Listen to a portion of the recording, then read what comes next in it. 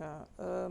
My one of the questions that I want to ask is, what are the rights given to us by Sharia, and what are the shares that each child should get and each wife should get according to the law of Sharia?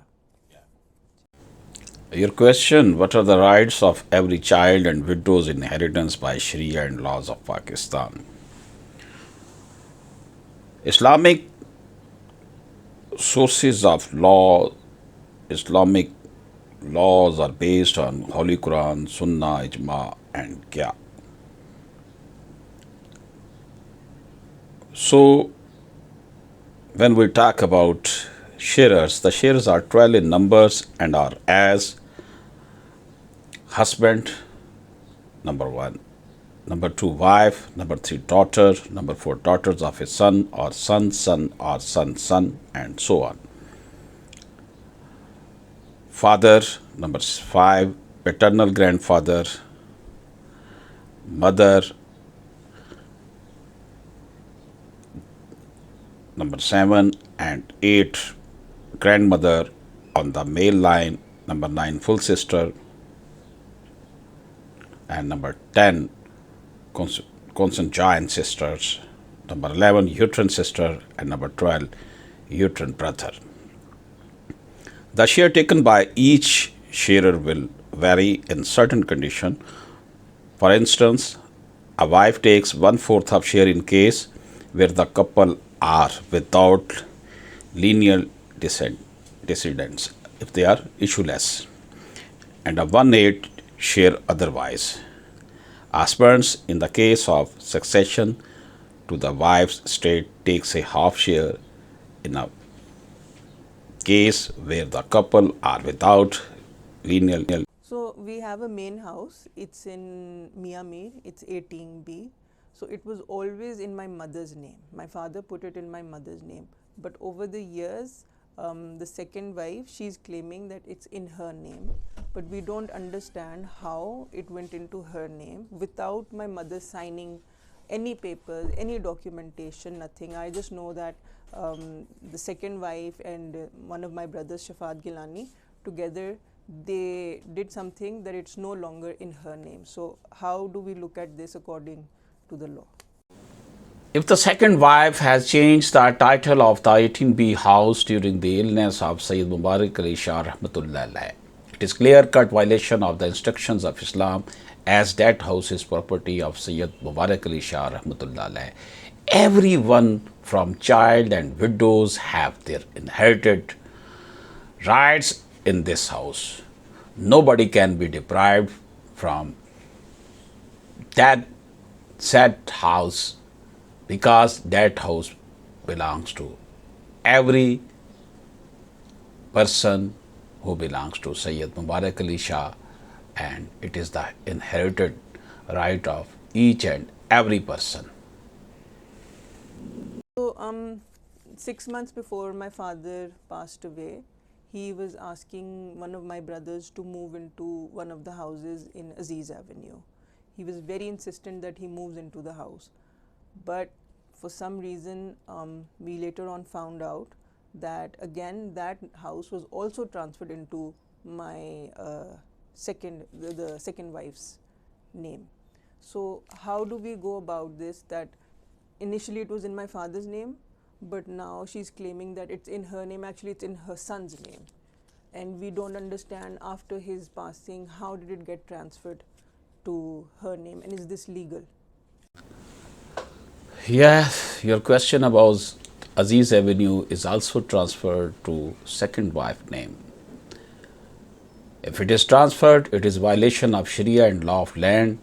That is also inheritance, so it will be divided among all children and widows of Sayyid Mubarak Ali Shah Rahmatullah Alayh, and nobody can be deprived from inheritance. Finally got the will after 1 year, 1 month. It was written in 2011.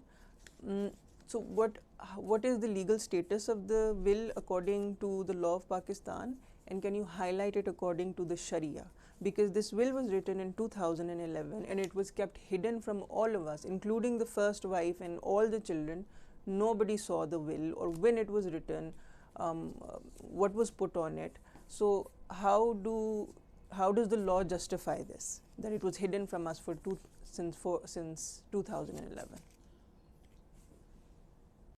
According to Islam, the will is a legal document which confers the interest up to a maximum 1/3 of the entire property. There is no concept of a will, and all shares are distributed to legal heirs by in the straight succession. The shares of the inheritance depend on the closeness of the relationship of the legal heirs to the deceased. Blood relation have the close ties. So the reason I am initiating this case is because my father, Sayyid Mubarak Ali Shah Jalani, he was known all over Pakistan and all over the world as a man who was spreading Islam, and he followed the Sharia.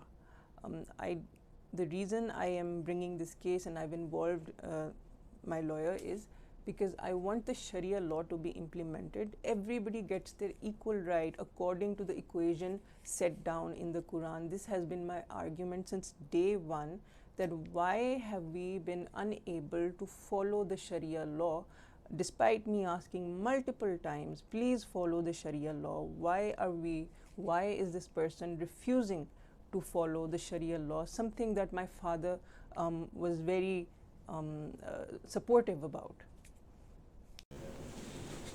Your father was a great Muslim scholar, and we should also follow the Sharia. I know you are striving for the rights of women according to injunctions of Islam. It is your great step, and we all are with you. In the Islamic Republic of Pakistan, a lot of women are deprived in this country when it comes to inheritance, and my lawyer is a great advocate of this. His main cases are dealing with situations where women in Pakistan are deprived in this country. Why is it that so many women, despite so many laws over there, are being deprived in this country? When a girl used to be buried alive at her birth, and our Prophet Muhammad, peace be upon him, cried with tears and stopped such evil crime. Many Muslim women are screaming in this country as their rights, which their livelihood depend upon, taken away with pure cruelty. They are not allowed to even cry or scream because people blame the girls standing against their criminal relatives. History repeats itself over and over, and we get used to accepting the crimes as long as it is against women. That in the Holy Quran there are 70 times Allah has ordered for establishing namaz, but not a single time any mention about how many farz, sunnah or nawafil Muslim must pray. Allah left it to Muhammad, peace be upon him, to teach us how Allah wants his servant to pray. However, when it comes to inheritance, Allah put so much details and so much influence on the subject matter. As a matter of fact, Qismat, inheritance, is a part of it. Prophet Muhammad, peace be upon him, clearly pointed out during last Hajj, O Muslim, it is haram taking a life, honor and mal, wealth of another Muslim. Violation of inheritance is haram in Islam, just like eat pork or drinking alcohol is. Only what a Muslim eats, wear or spend on Allah's cause is his rest is for inheritance. And you are doing great job. I appreciate you. So if anyone has any question regarding our case, if they want any clarification regarding our case according to the Sharia law, if you have any doubts about the stance I am taking, why I'm taking, and what are our rights given to us according to the Sharia, you are more than welcome to reach out to my lawyer, Ashraf Asmi. His number is 0300 426 2278, 0300 426 2278. You are more than welcome to WhatsApp him, call him, and he will get back to you regarding the case to clarify any doubts that you have about me taking this stance that we need to implement the Sharia law.